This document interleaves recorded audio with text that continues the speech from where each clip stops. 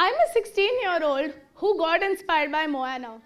Because honestly, even though the ocean didn't choose me to save Mother Nature, I chose myself to do so. I had once been to this beautiful place, Tarkarli, Konkan. And that place actually changed my perspective towards the oceans and beaches.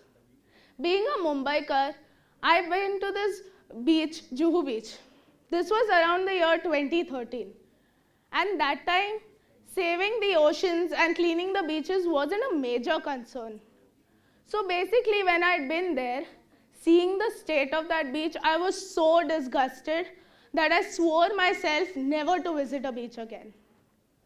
But when I went to Tarkarli, and mind you, it was a surprise trip for me. So when I'd been there, I was mesmerized.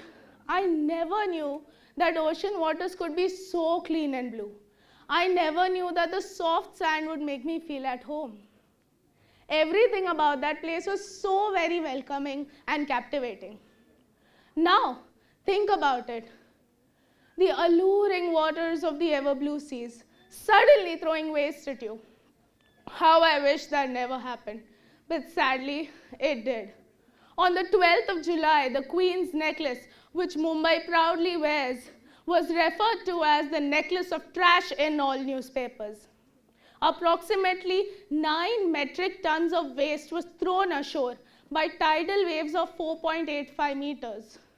It took 30 BMC laborers to clean that place. I think this incident really brought the saying, "What goes around comes around," to the spotlight. It's not just about Mumbai and it's not just about trash. As temperatures rise, mass coral bleaching events have become more frequent.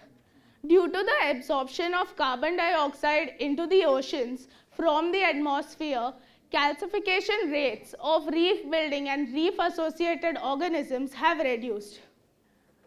And this has because of global warming.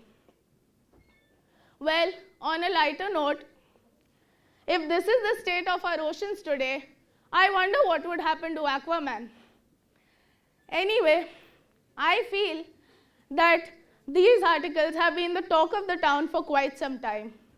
And the actions taken by NGOs and other organizations don't seem to be getting the right amount of support they need. My goal here is to help the sea seekers make a global agenda to find a solution together in an ethical manner.